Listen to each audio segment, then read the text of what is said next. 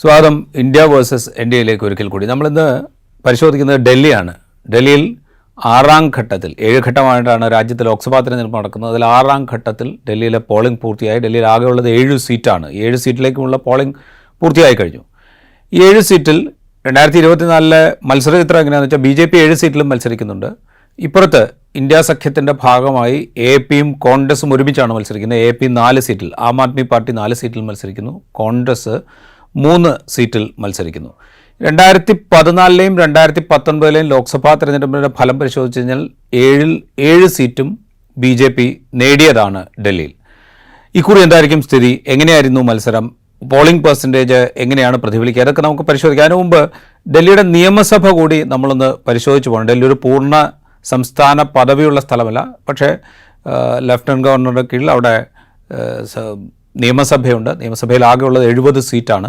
2014ൽ 7 സീറ്റും BJP നേടിയ ലോക്സഭാ തെരഞ്ഞെടുപ്പിൻ്റെ തൊട്ടടുത്ത വർഷം 2015ൽ അവിടെ നിയമസഭയിലേക്ക് തെരഞ്ഞെടുപ്പ് നടന്നു. ആ തെരഞ്ഞെടുപ്പിൽ ആം ആദ്മി പാർട്ടി 67 സീറ്റിലാണ്, ആകെയുള്ള 70ൽ 67 സീറ്റിലും ആം ആദ്മി പാർട്ടി ജയിച്ചു. BJPക്ക് ആകെ ജയിക്കാനായത് 3 സീറ്റാണ്. കോൺഗ്രസിന് ഒറ്റ സീറ്റ് പോലും കിട്ടിയില്ല.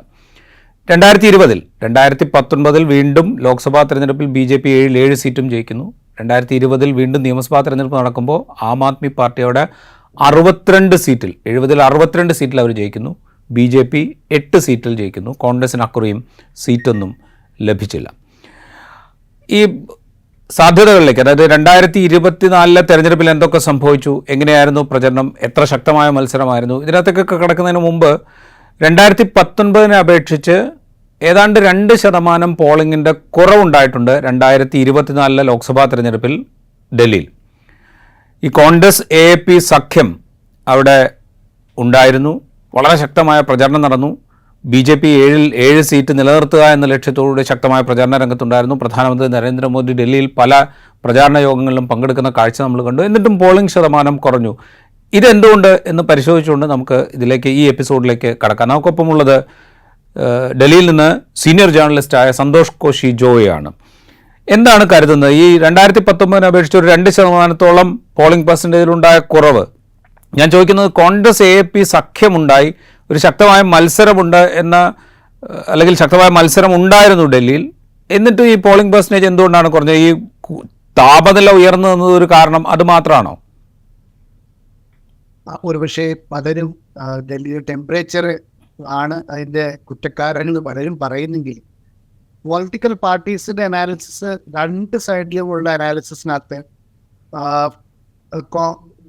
ആം ആദ്മി പാർട്ടി കോൺഗ്രസ് സഖ്യത്തിൽ ഇന്ത്യ അലയൻസ് പറയുന്നത് BJP പല ആൾക്കാർ വോട്ട് ചെയ്യാൻ, BJPയുടെ ഡെഡിക്കേറ്റഡ് വോട്ടേഴ്സ് പുറത്ത് വന്നില്ലെന്ന് ഉള്ള കാര്യമാണ് പലരും പറയുന്നത്. അത് ഒന്നാമത്തെ ഘടകം തൊട്ട് നമ്മൾ പല ഫേസസിലും നമ്മൾ കണ്ട വിഷയം, BJPക്ക് അത് തിരിച്ചടിയാവുമെന്നുള്ള കാര്യം നമുക്ക് 4-ാം തീയതി മനസ്സിലാവും. പക്ഷേ ആ ഒരു കാര്യം ഇന്ത്യ അലയൻസ് ഡൽഹിയിലും പറയുന്നുണ്ട്. പക്ഷേ BJPക്കാർ പറയുന്ന ഒരു ശക്തമായ ഒരു കാര്യം, അതിന് ഞങ്ങളും പല ജേർണലിസ്റ്റുകളും ഈ കാര്യത്തിനെ വിലയിരുത്തുന്നത് അതുപോലെ തന്നെയാണ്. അതെന്ന് പറഞ്ഞാൽ കോൺഗ്രസിൻ്റെ ഓർഗനൈസേഷനലി കോൺഗ്രസ് ഡൽഹിയിൽ നല്ലോണം ക്ഷീണിച്ചിരിക്കുന്ന ഒരു സാഹചര്യമാണ്. കാരണം ഇലക്ഷൻ്റെ 1 മാസം മുമ്പ് തന്നെ കോൺഗ്രസിൻ്റെ DPCC പ്രസിഡന്റ് ഉൾപ്പെടെ പല ആൾക്കാർ കോൺഗ്രസ് വിട്ട് BJP ജോയിൻ ചെയ്യുന്ന ഒരു സാഹചര്യം നമ്മൾ കണ്ടു. അപ്പോൾ ആം ആദ്മി പാർട്ടി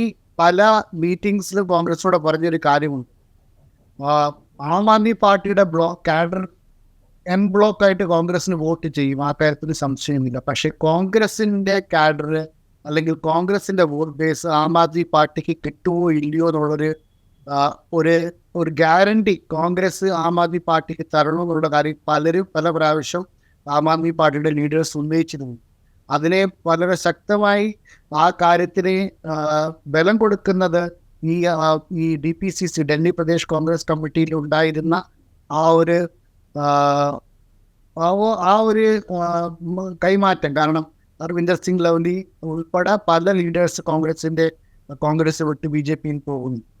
അപ്പം കഴിഞ്ഞ പ്രാവശ്യം ഡൽഹിയിൽ BJP 7 സീറ്റ് ജയിക്കാനുള്ള ഒരേ ഒരു കാരണം division of vote Aam Aadmi പാർട്ടിയും കോൺഗ്രസിനും ആം ആദ്മി പാർട്ടിയുടെ ഇടയിൽ ഡിവിഷൻ ഓഫ് വോട്ട് നടന്നതാണെന്നാണ്.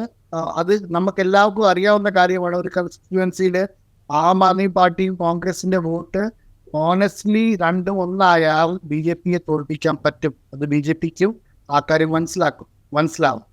പിന്നെ ആം ആദ്മി പാർട്ടിയുടെ ക്യാമ്പയിനിന് ഒരു ഊർജ്ജത കിട്ടിയത് അരവിന്ദ് കെജ്രിവാളിന്റെ ജയിലിൽ നിന്ന് തിരിച്ചു വരവും പല ആൾക്കാരുടെ ഇടയിൽ അരവിന്ദിനെ ജയിലിൽ പറഞ്ഞു വിട്ടതിൻ്റെ ഒരു പ്രതികാരമായിട്ട് എല്ലാവരും ഇറങ്ങി വോട്ട് ചെയ്യണമെന്നുള്ളൊരു കാര്യം, ആ ഒരു മെസ്സേജിങ് അരവിന്ദ് കെജ്രിവാളിന്റെ ക്യാഡറിനിടയിൽ ഉണ്ടായിരുന്നു.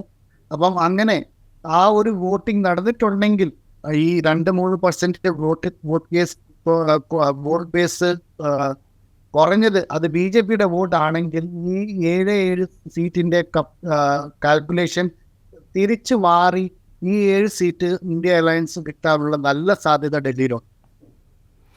റൈറ്റ്. ഇപ്പോൾ ഇവിടെ സൂചിപ്പിച്ചല്ലോ, ഇപ്പോൾ കഴിഞ്ഞ ലോക്സഭാ തെരഞ്ഞെടുപ്പിൽ ഈ 7 BJP കിട്ടിയതിൻ്റെ ഒരു കാരണം ആം ആദ്മി പാർട്ടിയുടെയും കോൺഗ്രസിൻ്റെയും, അതായത് BJPക്കെതിരെ ആം ആദ്മി പാർട്ടിയും കോൺഗ്രസും സെപ്പറേറ്റ് ആയിട്ട് മത്സരിക്കുമ്പോൾ വോട്ട് സ്പ്ലിറ്റ് ചെയ്ത് പോവുകയും BJPക്ക് അതിൻ്റെ അഡ്വാൻറ്റേജ് കിട്ടുകയും ചെയ്യുക എന്നുള്ളതൊരു കാരണമായിട്ട് ചൂണ്ടിക്കാണിച്ചു. പക്ഷേ നമ്മൾ 2019 ഇലക്ഷൻ റിസൾട്ട് നമ്മൾ പരിശോധിക്കുമ്പോൾ കോൺഗ്രസും AAPയും ഒറ്റയ്ക്ക് മത്സരിച്ചു. കോൺഗ്രസിനായിരുന്നു 2019 കൂടുതൽ ലോക്സഭാ തെരഞ്ഞെടുപ്പിൽ പോളിംഗ് പെർസെൻറ്റേജ് കൂടുതൽ കിട്ടിയത്.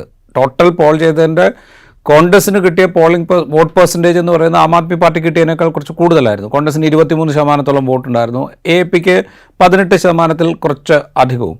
BJP കിട്ടിയതായിട്ട് 56.85% വോട്ടാണ്.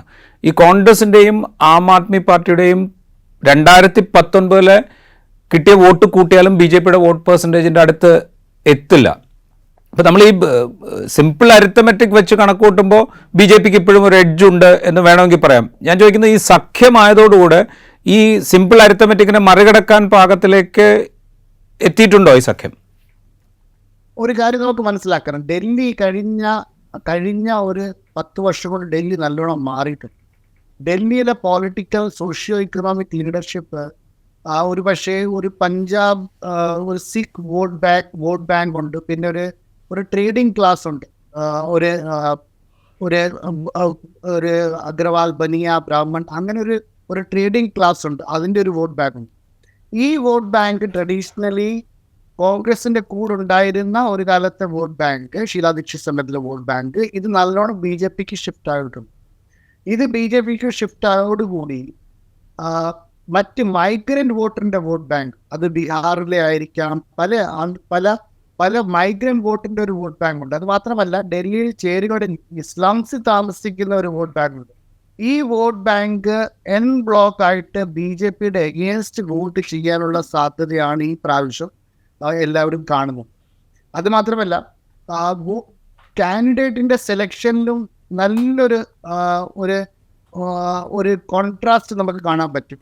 അപ്പം ജാതി പറയുമല്ല, പക്ഷേ BJPയുടെ കാൻഡിഡേറ്റ്സ് ലിസ്റ്റ് എടുത്ത് നോക്കിയാലും ആം ആദ്മി പാർട്ടി കോൺഗ്രസിൻ്റെ കാൻഡിഡേറ്റ് ലിസ്റ്റ് എടുത്ത് നോക്കിയാലും അവരുടെ വോട്ട് ബേസും അവരുടെ ബാക്ക്ഗ്രൗണ്ടിലും ഒരു സ്റ്റാർക്ക് ഡിഫറൻസ് ഉണ്ട്.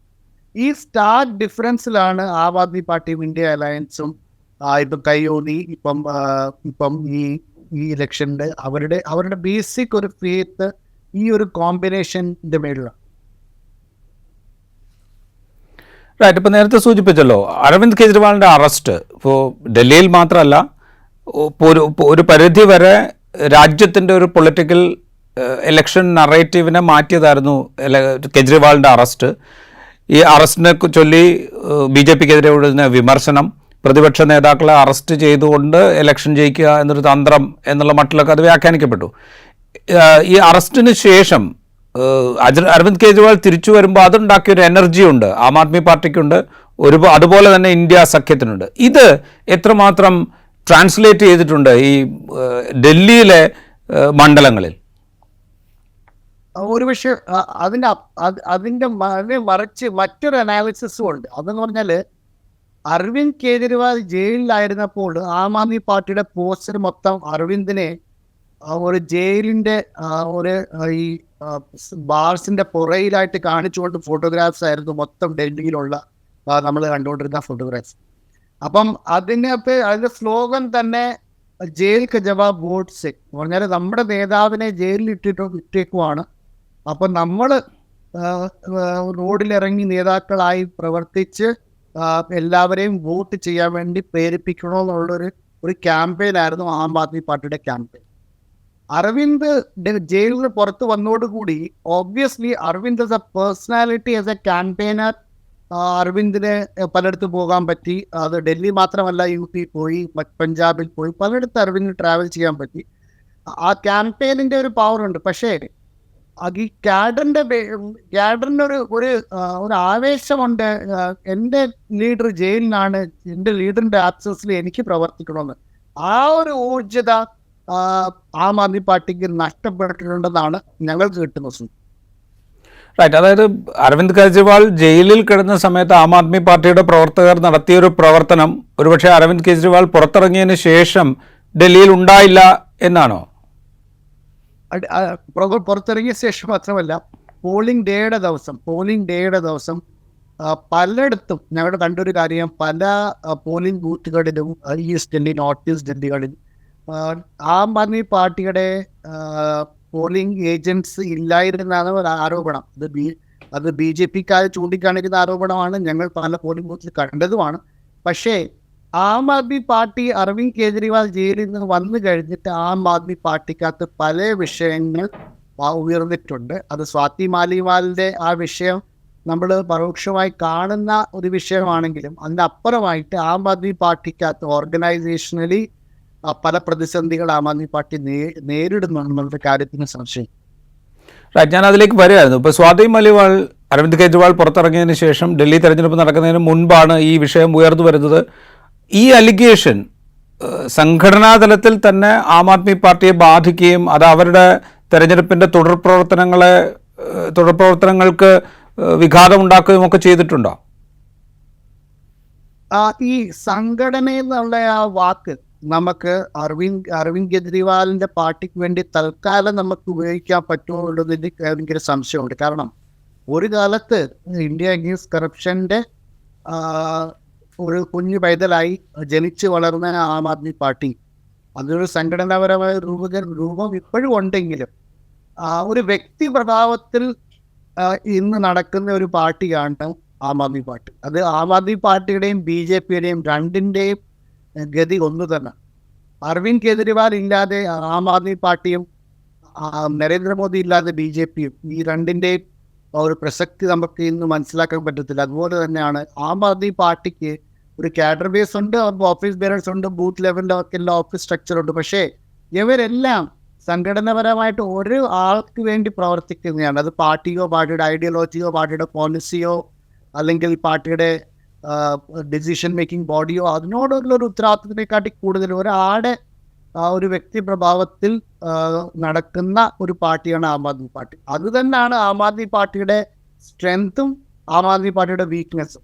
അപ്പോൾ നമ്മൾ BJPയെ പറ്റി നമ്മൾ വിശദീകരിക്കണമെന്നും പറയുന്നതല്ലേ. ഇപ്പം നരേന്ദ്രമോദി ഇന്ന് സ്ട്രെങ്ത് ആണെങ്കിൽ അതേസമയത്ത് നരേന്ദ്രമോദി വീക്ക്നെസ്സുമാണ്. കാരണം നരേന്ദ്രമോദിയുടെ ആബ്സെൻസിൽ BJPക്ക് പല വീഴ്ചകൾ ഉണ്ടാകാനുള്ള സാധ്യതകളുണ്ട്. അതുപോലെ തന്നെ ആം ആദ്മി പാർട്ടിക്കും ഇന്ന് ആ ഒരു വ്യക്തി പ്രഭാവത്തിൽ മാത്രം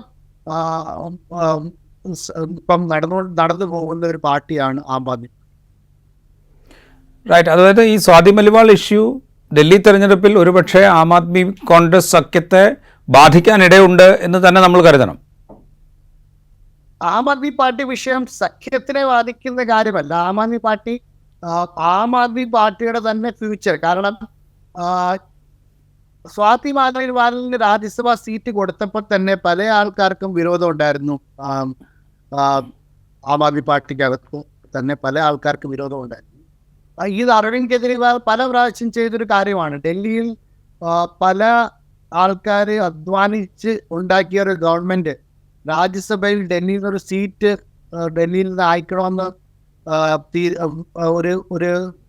ഒരു അവസരം വന്നപ്പോൾ അരവിന്ദ് കെജ്രിവാൾ ഒരു ട്രേഡർ, ഒരു ഫണ്ടിങ് ചെയ്യുന്ന ഒരാൾക്കാണ് ആ സീറ്റ് കൊടുത്തിരുന്നത് ആദ്യമായിട്ട്. പിന്നെ ഓഫ്കോഴ്സ് സഞ്ജയ് സിംഗിനെയും അവരെ എല്ലാം കിട്ടും. അങ്ങനെ ഒരു സാഹചര്യം വന്നപ്പോൾ ആശുതോഷും പല ആൾക്കാർ അരവിന്ദ് കെജ്രിവാളിനെ വിട്ടുപോയി. അതുപോലെ തന്നെ പഞ്ചാബിൽ ആം ആദ്മി പാർട്ടി ജയിച്ചപ്പോൾ ലവ്ലി പ്രൊഫഷണൽ യൂണിവേഴ്സിറ്റിയുടെ ഡയറക്ടർ. പുള്ളിക്കാരൻ ഓഫ് കോഴ്സ് ആം ആദ്മി പാർട്ടിയുടെ ഫണ്ടറാണ്, ഫൈനാൻസറാണ്. പുള്ളിയെ രാജ്യസഭയുടെ മെമ്പറായിട്ട് ആം ആദ്മി പാർട്ടി പറഞ്ഞു വിട്ടു. അപ്പോൾ അരവിന്ദ് കെജ്രിവാളിൻ്റെ എഗെയിൻസ്റ്റ് ഉള്ള ഒരു ആരോപണം, അത് ഇപ്പോഴും നിലനിൽക്കുന്ന ആരോപണം എന്ന് പറഞ്ഞാൽ, സംഘടനാപരമായിട്ട് പ്രവർത്തിച്ച് അധ്വാനിക്കുന്ന ആൾക്കാർക്ക് ഒരു പ്രമോഷൻ കൊടുക്കാതെ പല ആൾക്കാർക്കും ഔട്ട് ഓഫ് ദ ടേൺ രാജ്യസഭയിൽ പറഞ്ഞു വിടുന്ന ഒരു സാഹചര്യം പലയിടത്തും കണ്ടിരുന്നു. അങ്ങനത്തെ ഒരു സാഹചര്യത്തിലാണ് സ്വാതി മാലിവാലിൻ്റെ 6 വർഷത്തെ 6-7 വർഷം ഡൽഹി കമ്മീഷൻ, വിമൻ കമ്മീഷനിലെ സീറ്റ് തീരുന്ന സമയത്ത് ആം ആദ്മി പാർട്ടിയിൽ പല ആൾക്കാർ പറഞ്ഞത്, നിരന്തരമായി ഒരു ഡൽഹി കമ്മീഷനിൽ ഒരു ചെയർപേഴ്സണായിരുന്ന ആളിന് ഇനിയും രാജ്യസഭ കൊടുക്കണമെന്ന് ആവശ്യമുണ്ടോ? അപ്പോഴങ്ങനത്തെ ഒരു സാഹചര്യത്തിലാണ് പേര് അനൗൺസ് ചെയ്ത് സ്വാതി മാലിവാൽ രാജ്യസഭയിൽ പോകും. പിന്നെ മറ്റൊരു ഡെവലപ്മെന്റ് ഉണ്ടായത്, അരവിന്ദ് ജയിലിൽ പോയതോടുകൂടി സ്വാതി മാലിവാൽ ക്യാമ്പയിനിൽ എങ്ങും കാണാനില്ല. സ്വാതി മാലിവാൽ കാൻഡിഡേറ്റ്സിൻ്റെ കൂടെ കാണാനില്ല, എങ്ങും കാണാനില്ല. അതുപോലെ തന്നെ സ്വാതി മാലിവാൽ ഫിമെയിൽ ലീഡേഴ്സിൻ്റെ ഇടയിൽ ഭയങ്കര പോപ്പുലർ ഒരു ഫേസ് ആണ്. കാരണം പല കാര്യങ്ങളിൽ പോരാട്ടത്തിലൊക്കെ മുമ്പിൽ നിൽക്കുന്ന ഒരാളായതുകൊണ്ട്. അപ്പോൾ ഈ ഫിമെയിൽ കാൻഡിഡേറ്റ്സിന് സീറ്റുകൾ പോലും പ്രചരണത്തിന് വേണ്ടി സ്വാതി മാലിവാൽ പോകാതിരിക്കുന്ന ഒരു സാഹചര്യമുണ്ട്. അങ്ങനെ ഇരിക്കുമ്പോഴാണ് ഈ അരവിന്ദ് കെജ്രിവാൾ ഓഫീസിനെ അതിൻ്റെ റിപ്പോർട്ട് ഇതിനെപ്പറ്റി, സ്വാതി മാലിവാലിനെ പറ്റി പല കംപ്ലയിൻറ്റ്സ് വരികയും ഈ കംപ്ലയിൻറ്റ്സിനെ മേളിലുള്ള ചർച്ചയിനിടയിൽ ഉള്ള ഹീറ്റഡ് ഡിസ്കഷനിലാണ് ഈ നടക്കുന്ന സംഭവം. അപ്പോൾ സ്വാതി മാലിവാലിൻ്റെ എഗെയിൻസ്റ്റ് പാർട്ടിക്കകത്ത് തന്നെ നല്ലൊരു വിരോധം അന്നുമുണ്ട്, ഇന്നുമുണ്ട്. റൈറ്റ്. എ പി വിട്ട് കഴിഞ്ഞാൽ നമ്മൾ നേരത്തെ സൂചിപ്പിച്ചല്ലോ, ഇപ്പോൾ കോൺഗ്രസിൻ്റെ സംഘടനാപരമായ ദൗർബല്യം, 2014 മുതൽ ഇങ്ങോട്ട് ലോക്സഭയിൽ സീറ്റില്ല, സംസ്ഥാന നിയമസഭയിൽ സീറ്റില്ല. അതുകൊണ്ട് തന്നെ കോൺഗ്രസ് സംഘടനാപരമായ ദുർബലമാണ് എന്നുള്ളത് എല്ലാവർക്കും അറിയാം. ഈ സംഘടനാപരമായ ദൗർബല്യത്തിന് പുറമെയാണ് ഡൽഹി PCC അധ്യക്ഷൻ അരവിന്ദർ സിംഗ് ലവ്ലി ഉൾപ്പെടെയുള്ള നേതാക്കൾ BJPയിൽ ചേരുന്നത്. ഇത് സഖ്യത്തിൻ്റെ സാധ്യതകളെ, അതുപോലെ തന്നെയാണ് പുറത്തുനിന്നുള്ള സ്ഥാനാർത്ഥികളെ ഡൽഹിയിലേക്ക് കൊണ്ടുവന്നുണ്ട്. കനയ്യകുമാറിനെ ഡൽഹിയിലേക്ക് കൊണ്ടുവന്നത് അടക്കമുള്ള പ്രശ്നങ്ങൾ ലവ്ലിയൊക്കെ ഉന്നയിച്ചിരുന്നു. ഇതൊക്കെ കോൺഗ്രസിനെ മാത്രമല്ലല്ലോ, ആം ആദ്മി പാർട്ടിയും കൂടെ ബാധിക്കുന്നതല്ലേ, സഖ്യത്തെ മൊത്തത്തിൽ ബാധിക്കുന്ന ഒരു വിഷയമായിട്ട് ഇത് വളർന്നിട്ടുണ്ടോ? കനയ്യകുമാർ ഒരു ഇൻട്രസ്റ്റിംഗ് ഒരു കേസ് സ്റ്റഡിയാണ്. കനയ്യകുമാർ ഓബ്വിയസ്ലി ഒരു രാഹുൽ ബ്രിഗേഡിനെ പ്രതിനിധീകരിക്കുന്ന ഒരു ഫേസാണ്. കനയ്യകുമാർ ഡൽഹിയുടെ കോൺഗ്രസ് DKCCയുടെ അധ്യക്ഷൻ പോലും ആവുമെന്ന് പല ആൾക്കാരും പല സമയത്ത് പ്രചരിപ്പിച്ചിരുന്നു ഡൽഹിയിൽ. പക്ഷേ കനയ്യകുമാർ അങ്ങനത്തെ ഒരു റെസ്പോൺസിബിലിറ്റി കനയ്യകുമാറിന് കൊടുത്തില്ല കോൺഗ്രസ്, അക്കാര്യം വ്യക്തമാണ്. പക്ഷേ കനയ്യകുമാർ രാഹുൽ ഗാന്ധിയുടെ ആസ്പിറേഷൻസിനെയും രാഹുൽ ഗാന്ധിയുടെ മുമ്പോട്ടുള്ള പ്ലാൻസിനെ റെപ്രസെൻ്റ് ചെയ്യുന്ന ഒരാളാണ്. അപ്പോൾ DPCCക്ക് കൊടുത്തിരുന്ന ഇൻസ്ട്രക്ഷൻ എന്ന് പറഞ്ഞാൽ, ബാക്കി സീറ്റുകൾ JP അഗർവാൾ ആയിരിക്കാം, പല ആൾക്കാരെ ഡൽഹിയിൽ നിൽക്കുന്ന ആൾക്കാരെ കോൺഗ്രസിൻ്റെ ലീഡേഴ്സ് ആണെങ്കിൽ കനയ്യകുമാറിന് ഡൽഹിയിൽ സീറ്റ് കൊടുക്കണം. കാരണം കനയ്യകുമാറിൻ്റെ JNU മുതലുള്ള പ്രവർത്തന മേഖല ഡൽഹി ആയതുകൊണ്ട്. അതുമാത്രമല്ല, നല്ല ഭൂരിപക്ഷമുള്ള ബീഹാറി മൈഗ്രൻറ്റ് വോട്ടർ ഉള്ള ഒരു സീറ്റാണ് കനയ്യകുമാർ ഇപ്പോൾ കണ്ടസ്റ്റ് ചെയ്തത്. അപ്പോൾ ആ സീറ്റിൽ കനയ്യകുമാർക്ക് ജയിക്കാനുള്ള നല്ല സാധ്യതയുണ്ട്. അങ്ങനെ ആ ഒരു വിന്നബിലിറ്റി കണ്ടിട്ടാണ് കനയ്യകുമാറിന് കൊടുക്കുന്നത്. അങ്ങനത്തെ ഒരു ഡിസിഷന് DPCC കൂടെ നിന്നില്ല, അതിൻ്റെ കൂടെ പ്രവർത്തിച്ചില്ല. അത് കാരണമാണ് ഇപ്പം DPCCയുടെ അഗെയിൻസ്റ്റ് ഓഫ് കോഴ്സ് സെൻട്രൽ ലീഡർഷിപ്പിൻ്റെ പല കാര്യങ്ങളുണ്ടായി. അരവിന്ദ് കെജ്രിവാൾ വിട്ടുപോകേണ്ടി വന്നു. കനയ്യകുമാർ ഒരു സ്പെഷ്യൽ കേസാണ്. കനയ്യകുമാർ കോൺഗ്രസിൽ തന്നെ ഒരു തലമുറ മാറ്റത്തിൻ്റെ ഒരു പ്രതിനിധിയായിട്ട് നമുക്ക് കാണണം ഈ ഇലക്ഷൻ. റൈറ്റ്. അപ്പോൾ ഈ കോൺഗ്രസിലെ പടലപ്പിണക്കങ്ങൾ അല്ലെങ്കിൽ കോൺഗ്രസിൽ നിന്നുള്ള കൊഴിഞ്ഞുപോക്ക്, ഇതൊക്കെ ഈ തെരഞ്ഞെടുപ്പിനെ ബാധിക്കാൻ സാധ്യതയുണ്ടെന്ന് ചുരുക്കം. കോൺഗ്രസിലെ ഒരു ലീഡറിനോട് ഞാൻ സംസാരിച്ചപ്പോൾ കോൺഗ്രസ് ലീഡർ അവരുടെ പല ഭയങ്കര കോൺഫിഡൻസ് ഉള്ളൊരു കരഞ്ഞ കാര്യമാണ്, ഈ പൊഴിഞ്ഞു പോകുന്നവരെല്ലാവരും എളുപ്പം പൊഴിഞ്ഞു പോകണം. കാരണം എന്നാലേ കോൺഗ്രസിനെ സ്ട്രെങ്തൻ ചെയ്യാൻ പറ്റുള്ളൂ. കോൺഗ്രസിനെ സ്ട്രെങ്തൻ ചെയ്യണമെങ്കിൽ ഇങ്ങനെയുള്ള ഓപ്പർച്യൂണിസ്റ്റ് ആൾക്കാർ പോകണമെന്ന്. അപ്പോൾ ഒരു പാർട്ടിയിൽ നിന്ന് നേതാക്കൾ വിട്ടുപോകുമ്പോൾ പാർട്ടിക്കൊരു റിഗ്രറ്റ് ഉണ്ടല്ലോ, ഒരു ഒരു കോൺടെംപ്ലേഷനും അങ്ങനത്തെ കാര്യങ്ങൾ. അതൊന്നും കോൺഗ്രസ് ഇല്ല. കോൺഗ്രസ് പല ആൾക്കാരും വിട്ടുപോകാൻ വേണ്ടി കാത്തിരിക്കുന്നുണ്ടോയെന്ന് എനിക്കൊരു സംശയം. റൈറ്റ്. നമ്മൾ ബി ജെ പിയിലേക്ക് വന്നാൽ ബി ജെ പിക്ക് 7 സീറ്റ് 2014-ലും 2019-ലും അവർക്ക് കിട്ടിയ 7 സീറ്റും നിലനിർത്തുക എന്നുള്ളതാണ് ബി ജെ പിയുടെ ലക്ഷ്യം.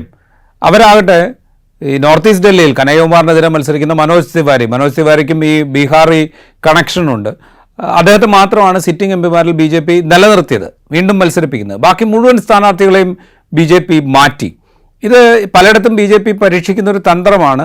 ഒരു ആൻറ്റി ഇൻകംബൻസി, സിറ്റിംഗ് എം പിക്കെതിരായിട്ടുള്ള ആൻറ്റി ഇൻകംബൻസി മറികടക്കാൻ വേണ്ടിയിട്ട് സ്ഥാനാർത്ഥികളെ മാറ്റുക എന്നുള്ളത്.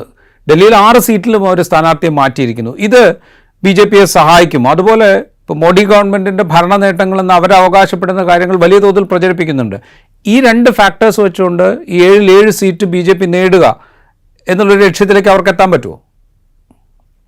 ഒരുപക്ഷെ ഡൽഹിയിൽ മത്സരിക്കുന്ന ബി ജെ പി കാൻഡിഡേറ്റ്സ് അവരെല്ലാം മത്സരിക്കുന്നത് ഇവിടെ ഡൽഹിയിൽ മത്സരിക്കുന്നത് ഇന്ത്യയിൽ മൊത്തം ഉള്ള സാഹചര്യം പോലെ തന്നെ ഡൽഹിയിലും 7 സീറ്റിലും മത്സരിക്കുന്ന നരേന്ദ്രമോദി തന്നെയാണ്. ഈ വിഷയം ഡൽഹിയിൽ പലയിടത്തും ബി ജെ പിക്ക് വലിയ പ്രതിസന്ധി ഉണ്ടാക്കുന്ന ഒരു വിഷയമാണ്. കാരണം ഡൽഹിയിലെ പല എം പിമാരും ഡൽഹിയിൽ ആൾക്കാരുടെ കൂടെ അവരുടെ വിഷയത്തിൽ, അവരുടെ സുഖത്തിലും ദുഃഖത്തിലും ഇല്ല. അവരെ പ്രതിനിധീകരിക്കാൻ അവൈലബിൾ അല്ല. അങ്ങനത്തെ ഒരു സാഹചര്യം ആണ് കഴിഞ്ഞ 10 വർഷം കൊണ്ട് ഡൽഹിയിലുള്ളത്. ഇപ്പം ഡൽഹിയിൽ ഉണ്ടായിരുന്ന 2014 ഉണ്ടായിരുന്ന മെമ്പർ ഓഫ് പാർലമെന്റ് മഹേഷ് ഗിരി, പുള്ളി 5 വർഷം പാർലമെന്റേറിയനായിട്ട് ഡൽഹിയിൽ എവിടെയാണെന്ന് പോലും അറിഞ്ഞൂടാ. പുള്ളിക്ക് ഇപ്പം കടയിലിരിക്കുവാണോ അതോ എന്തോ ചെയ്യുവാണെന്ന് അറിഞ്ഞൂടാ. ബി ജെ പിയുടെ ഓർഗനൈസേഷനിൽ പുള്ളി ഇല്ല. അങ്ങനെ പല ആൾക്കാരും ബി ജെ പിയിൽ.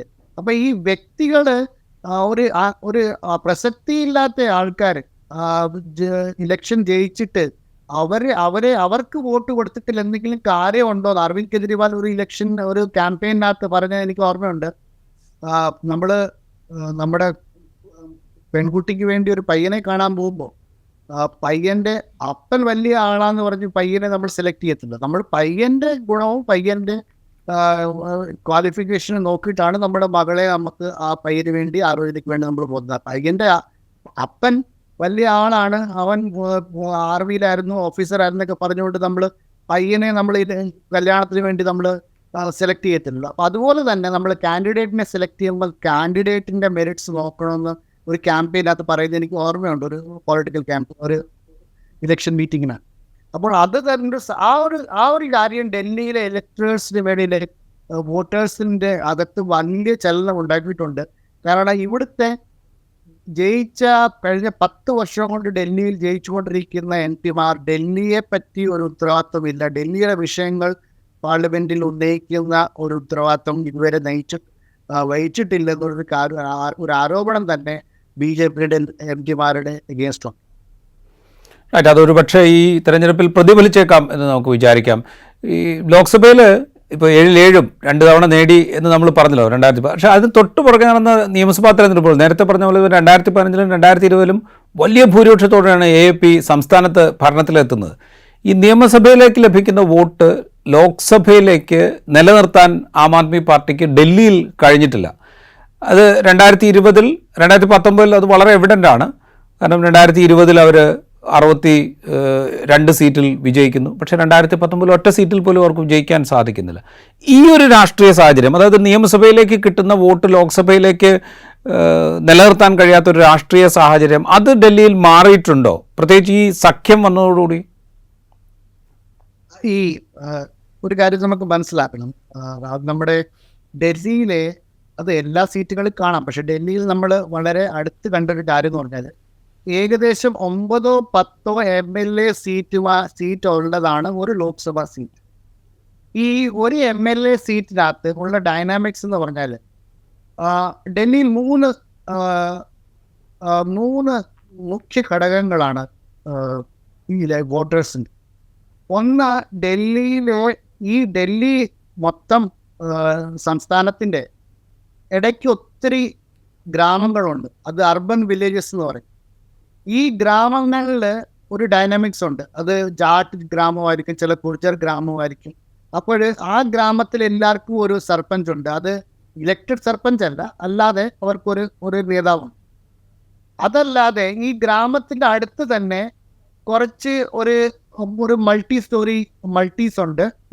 ഈ മൾട്ടീസിലൊക്കെ താമസിക്കുന്നത് ഓഫീസേഴ്സും പൈസക്കാരും വലിയ ആൾക്കാരുമൊക്കെയാണ്. എന്ന് പറഞ്ഞാൽ ഒരു മൾട്ടി സ്റ്റോറിക്കകത്ത് 1000 ഫാമിലീസ് അങ്ങനെയൊക്കെ താമസിക്കും. ഈ ഗ്രാമത്തിൻ്റെ ബൗണ്ടറിയും ഈ സൊസൈറ്റികളുടെ ബൗണ്ടറി, ഈ മൾട്ടി സ്റ്റോറി സൊസൈറ്റിയുടെ ബൗണ്ടറിയുടെ ചുറ്റും കിടക്കുന്നത് ചേരുകളാണ്, ജുഗ്ഗികളാണ്. ഈ ജുഗ്ഗുകളിൽ താമസിക്കുന്ന എല്ലാം മൈഗ്രൻ്റ് ലേബറേഴ്സും ദലിതരും ഒബിസിക്കാരും എന്നും അധ്വാനിച്ച് ജീവിക്കുന്ന ആൾക്കാരാണ് ഈ മൊത്തം ചുറ്റും കിടക്കുന്നത്. ഈ ആം ആദ്മി പാർട്ടി ചെയ്തതെന്ന് പറഞ്ഞാൽ ഈ ഗ്രാമങ്ങളിലും ആം ആദ്മി പാർട്ടിക്ക് കൂടുതൽ പ്രസൻസ് ഇല്ല. സൊസൈറ്റി, മൾട്ടി സ്റ്റോറി സൊസൈറ്റി എന്ന് പറഞ്ഞാൽ അവിടെ ഒട്ടുമില്ല. അവിടെ എന്ന് പറഞ്ഞാൽ അവർ ചില സീറ്റുകളിലൊക്കെ അവരുടെ കാൻഡിഡേറ്റ്സ് അവിടെ വോട്ട് ചോദിക്കാൻ പോലും പോകും. എന്നാൽ ഈ MLA സീറ്റിൽ ഈ ചേരുകളെല്ലാം ചേർന്നാൽ തന്നെ ആ മെജോറിറ്റി വോട്ടുകൾ അവരെല്ലാം അവരെ ഇൻഷുർ ചെയ്യുകയും ചെയ്യും അവരുടെ കാൻഡിഡേറ്റ്. ആ MLA സീറ്റ് ജയിക്കാനുള്ള ഡൈനാമിക്സ് അവർക്കറിയാം. അത് അവർ മൈക്രോ മാനേജ് ചെയ്യുന്ന ഒരു സാഹചര്യം. അതേസമയത്ത് ഈ 10 MLA കോൺസ്റ്റിറ്റ്യുവൻസികൾ മൊത്തം ചേർന്ന് കഴിഞ്ഞിട്ട് ഒരു വലിയ കോൺസ്റ്റിറ്റ്യുവൻസിയിൽ ആ ഡൈനാമിക്സ് ഇതുവരെ ആം ആദ്മി പാർട്ടിക്ക് ക്രാക്ക് ചെയ്യാൻ പറ്റിയിട്ടില്ല. കാരണം ആം ആദ്മി പാർട്ടിയുടെ കാഡർ ബേസ് എന്ന് പറഞ്ഞാൽ ഓരോ മൊഹല്ല, ഓരോ മൊഹല്ലകളിലാണ്. മൊഹല്ലകൾ എന്ന് പറഞ്ഞാൽ കൊച്ചൊരു ലെയിൻസ്, ആ മൊഹല്ലകളിലാണ്. അവർക്ക് ഈ വലിയ മാക്രോ മാനേജ്മെൻറ്റ് ചെയ്യുന്ന ഒരു കഴിവ് ഇതുവരെ ആം ആദ്മി പാർട്ടിക്ക് വന്നിട്ടില്ല. അതാണ് ഈ MP സീറ്റ് മാനേജ് ചെയ്യാൻ പറ്റുക. എന്നാൽ കോൺഗ്രസ്സിന് അങ്ങനെ ഒരു സ്ട്രക്ചർ, ഒരു ട്രഡീഷണൽ സ്ട്രക്ചർ ആദ്യം മുതലേ ഉണ്ട്. ഈ അലയൻസ് രൂപീകരിച്ചപ്പോൾ തന്നെ പല ആൾക്കാരും പറഞ്ഞെന്ന് പറഞ്ഞാൽ ഈ കോൺഗ്രസിൻ്റെ ഓർഗനൈസേഷൻ സ്ട്രക്ചറും, കാഡർ ഇല്ലെങ്കിലും കോൺഗ്രസിന് ഇന്നും ഓർഗനൈസേഷൻ സ്ട്രക്ചർ നിലനിൽക്കുന്നുണ്ട്. കോൺഗ്രസിൻ്റെ ഓർഗനൈസേഷൻ സ്ട്രക്ചറും ആം ആദ്മി പാർട്ടിയുടെ കാഡറും രണ്ടും ചേർന്നാൽ BJPയുടെ ഭൂരിപക്ഷത്തിന് ഇവിടെ തോൽപ്പിക്കാൻ പറ്റും എന്നുള്ളൊരു കാര്യമാണ് പലരും ഡൽഹിയെ പറ്റി പറഞ്ഞിട്ടുള്ളത്. റൈറ്റ്. അങ്ങനെ ഒരു സംവിധാനം അല്ലെങ്കിൽ അങ്ങനെ തരത്തിലൊരു മത്സരവും അത്തരത്തിലുള്ളൊരു റിസൾട്ടിലേക്ക് എത്തിക്കാൻ പാകത്തിലുള്ള ഒരു പ്രവർത്തനവും അത് ഡൽഹിയിൽ ഉണ്ടായിരുന്നോ? ആം ആദ്മി പാർട്ടിയും കോൺഗ്രസിൽ തമ്മിൽ ഒരു കോർഡിനേഷനും ഇല്ലായിരുന്നു. പോസ്റ്ററുകളിൽ അരവിന്ദ് കെജ്രിവാളും രാഹുൽ ഗാന്ധിയുടെ ഫോട്ടോ അല്ലാതെ അവരുടെ കാഡർ തമ്മിൽ 1% പോലും കോർഡിനേഷൻ ഇല്ലായിരുന്നു. എല്ലാവരും ഇൻഡിപെൻഡൻ്റ്ലി അവരുടെ വർക്ക് ചെയ്യുമായിരുന്നു. പിന്നെ കനയ്യകുമാറിൻ്റെ സീറ്റിൽ നമ്മൾ കണ്ടൊരു കാര്യം എന്ന് പറഞ്ഞാൽ അത് കുറേ സ്റ്റുഡൻറ്റ് ലീഡേഴ്സ്, അത് NSUയുടെയും അത് ആം ആദ്മി പാർട്ടിയുടെ സ്റ്റുഡൻറ്റ് വിങ്ങും അവരെല്ലാവരും ഒന്നിച്ച് പ്രവർത്തിച്ച പല മേഖലകൾ നമ്മൾ കണ്ടു. അതല്ലാതെ ബാക്കി സീറ്റുകളിലെല്ലാം ആം ആദ്മി പാർട്ടിയും കോൺഗ്രസിൽ തമ്മിലുള്ള ഒരു കോർഡിനേഷൻ നമ്മൾ കണ്ടിട്ടില്ല. ഇവരെ ഇപ്പോൾ ഒരു ആശ്വാസമായിട്ട് കരുതുന്നതെന്ന് പറഞ്ഞാൽ ആൾക്കാർ വോട്ടറിൻ്റെ അഗെയിൻസ്റ്റ് ഈ മെസ്സേജ് എല്ലാവർക്കും അറിയാം. 7 സീറ്റുകളിൽ 4 സീറ്റ് ആം ആദ്മി പാർട്ടിയുടെ ചിഹ്നത്തിലും 3 സീറ്റിൽ കോൺഗ്രസിലെ ചിഹ്നത്തിലും വോട്ട് ചെയ്താൽ മാത്രമേ നരേന്ദ്രമോദിയെ തോൽപ്പിക്കാൻ പറ്റത്തുള്ളൂ എന്നൊരു കാര്യം മെസ്സേജ് എല്ലാവർക്കും അറിയാം. പക്ഷേ കാഡർ, അവരുടെ പാർട്ടി വർക്കേഴ്സ് ഒന്നിച്ച് പ്രവർത്തിച്ചോ എന്ന് ചോദിച്ചാൽ അവർ ഒട്ടും ഡൽഹിയിൽ ഒന്നിച്ച് പ്രവർത്തിച്ചിട്ടില്ല. ഇപ്പോൾ പറഞ്ഞ പോലെ ഈ നോർത്ത് ഈസ്റ്റ് ഡൽഹി, അതായത് കനയ്യകുമാറും മനോജ് തിവാരിയും, BJPയുടെ മനോജ് തിവാരിയും മത്സരിക്കുന്ന നോർത്ത് ഈസ്റ്റ് ഡൽഹി, അതുപോലെ ന്യൂഡൽഹി സുഷമ സ്വരാജിൻ്റെ മകൾ ബാൻസുരി സ്വരാജും ആം ആദ്മി പാർട്ടിയുടെ സോമനാഥ് ഭാരതിയും മത്സരിക്കുന്ന ന്യൂഡൽഹി, ഈ 2 മണ്ഡലങ്ങൾ, ഈ ഡൽഹിയിലെ 7 മണ്ഡലങ്ങളെ എടുത്തു കഴിഞ്ഞാൽ ഏറ്റവും കൂടുതൽ ശ്രദ്ധ ആകർഷിച്ച 2 മണ്ഡലങ്ങളാണ്. അതിൽ നോർത്ത് ഈസ്റ്റ് ഡൽഹിയിലാണെങ്കിൽ പോളിംഗ് മറ്റിടങ്ങളിലൊക്കെ കുറഞ്ഞു നിൽക്കുമ്പോൾ നോർത്ത് ഈസ്റ്റ് ഡൽഹിയിൽ മാത്രമാണ് പോളിംഗ് ശതമാനം അല്പം കൂടി നിൽക്കുന്നത്. ഈ 2 മണ്ഡലങ്ങളിലെ സാധ്യത നമ്മൾ പരിശോധിക്കുകയാണെങ്കിൽ എന്തായിരിക്കും സ്ഥിതി? അല്ല, നോർത്ത് ഈസ്റ്റ് ഡൽഹിയിൽ കനയ്യകുമാറിൻ്റെ ഒരു ക്ലീൻ എഡ്ജ് ഉണ്ടെന്ന കാര്യം നമ്മൾ ആദ്യത്തെ ദിവസം തൊട്ട് നമ്മൾ കണ്ടിട്ടുള്ള കാര്യമാണ്. മനോജ് തിവാരി ലാസ്റ്റ് ദിവസം പോളിംഗ് ദിവസം പോളിംഗ് ഓഫീസേഴ്സിനെ വഴക്ക് പറയുന്നു, ഭയങ്കരമായിട്ട് ദേഷിക്കുന്നു. ആ ദൃശ്യങ്ങളൊക്കെ നമ്മൾ കണ്ടതാണ്. അപ്പോൾ നോർത്ത് ഈസ്റ്റ് ഡൽഹിയിൽ ഈ സഖ്യത്തിന് നല്ലൊരു ചാൻസ് ഉണ്ടെന്നാണ് എല്ലാവരും വിലയിരുത്തുന്നത്. ന്യൂഡൽഹി ഏരിയയിൽ ഈ സോംനാഥ് ഭാരതി ഒരു പ്രത്യേക ഒരു ലീഡറാണ്. പുള്ളി ഈ ഡൽഹിയിൽ അരവിന്ദ് കെജ്രിവാളിന്റെ ബ്രെയിൻ എന്ന് പറയാം സോംനാഥ് ഭാരതി. സോംനാഥ് ഭാരതിയുടെ സീറ്റിൽ സോംനാഥ് ഭാരതിയൊക്കെ ജയിക്കുന്നത് വളരെ വലിയ ഭൂരിപക്ഷത്തോടെ. അപ്പം അങ്ങനത്തെ ഒരാളിനെ അരവിന്ദ് കെജ്രിവാൾ MP ആക്കി മാറ്റാനുള്ള ഒരു നീക്കത്തിലാണ് ഇപ്പം പോകുന്നത്. അപ്പം സോംനാഥ് ഭാരതിയെയും നമുക്കങ്ങനെ അത്ര വീക്കായിട്ട് കരുതാൻ പറ്റത്തില്ല. അത് നല്ല ചാൻസ് ഉണ്ട് സോംനാഥ് ഭാരതിക്കും ന്യൂഡൽഹി സീറ്റ് ജയിക്കാൻ. ബാസുരി സ്വരാജ്, ഒബ്വിയസ്ലി ബാസുരി സ്വരാജ് സുഷമ സ്വരാജിൻ്റെ മകളാണ്. സുഷമ സ്വരാജ് ഒരു കാലത്ത് ഡൽഹിയിലെ ചീഫ് മിനിസ്റ്റർ ആയിരുന്നു. പക്ഷേ ആ ഒരു സംഘടനാപരമായി ബാസുരി സ്വരാജിന് ഒരു പിന്താങ്ങൽ ഡൽഹിയിൽ കിട്ടിയിട്ടുണ്ടോ ഇല്ലയോ എന്ന് എനിക്ക് സംശയമാണ്. കാരണം നരേന്ദ്രമോദിയും ക്യാമ്പയിൻ ചെയ്തത് നോർത്ത് ഡൽഹിയിൽ 2-3 സീറ്റിലാണ്. ന്യൂഡൽഹി ഏരിയയിൽ ക്യാമ്പയിൻ ചെയ്തിട്ടില്ല. അതുപോലെ തന്നെ പല കാര്യങ്ങളുണ്ട്. പക്ഷേ ഈ 4-ാം തീയതി ഈ കാര്യം മനസ്സിലാക്കാൻ പറ്റും. പക്ഷേ സോംനാഥ് ഭാരതിയെ അത്ര വീക്കായിട്ട് നമുക്ക് കരുതാൻ പറ്റത്തില്ല. ഞാൻ അവസാനം ഈ 7 മണ്ഡലങ്ങളിൽ BJPക്ക് സ്ഥാനാർത്ഥി ഉണ്ടെങ്കിലും മോദിയാണ് മത്സരിക്കുന്നത് എന്ന് താങ്കൾ സൂചിപ്പിച്ചല്ലോ. അപ്പോൾ മോദി ഫാക്ടർ ഒരു ഡെഫിനറ്റ് എലിമെൻ്റ് ആണ് എന്ന് നമുക്ക് മനസ്സിലാക്കാം. അതുപോലെ തന്നെ ഇപ്പുറത്ത് അരവിന്ദ് കെജ്രിവാൾ, ആ ഫാക്ടറും ഒരു ഡെഫിനറ്റ് എലിമെൻ്റ് ആണ്. ഈ 2 ഫാക്ടേഴ്സാണ് പ്രധാനമായും ഡൽഹിയുടെ ഒരു ഇലക്ഷൻ റിസൾട്ടിനെ തീരുമാനിക്കുക എന്ന് നമ്മൾ മനസ്സിലാക്കണം. അങ്ങനെയാണെങ്കിൽ ഈ BJPയുടെയും ഇന്ത്യ സഖ്യത്തിൻ്റെയും സാധ്യതകൾ എത്രത്തോളമാണ്? BJP അവരുടെ 7-7 എന്ന് പറയുന്നത് 2024 ആവർത്തിക്കുമോ? അല്ല, BJPയുടെ ഒരു മോഹം 7-7 സീറ്റ് കിട്ടണമെന്നാണ്. പക്ഷേ ഈ ഡൽഹിയിലെ നോർത്ത് ഈസ്റ്റ് ഏരിയയിൽ നടന്ന 2020 ഒരു റൈറ്റ്സ് വളരെ ഡിസൈസീവ് റൈറ്റ്സ് ആണ്. നമ്മൾ കേരളത്തിലൊക്കെ അല്ലെങ്കിൽ മറ്റ് ഇന്ത്യയിലെ ഭാഗത്തിലൊക്കെ അതൊരു വെറും റൈറ്റ്സ് ആയിട്ട് നമ്മൾ കരുതുന്നെങ്കിലും ആ റൈറ്റ്സ് കഴിഞ്ഞിട്ട്, ആ ഡൽഹിയിലെ റൈറ്റ്സ് കഴിഞ്ഞിട്ട് പല ആൾക്കാരുടെ ജോലി, പല ആൾക്കാർക്ക് വീടുകൾ കത്തിച്ച് കളഞ്ഞിരുന്നു.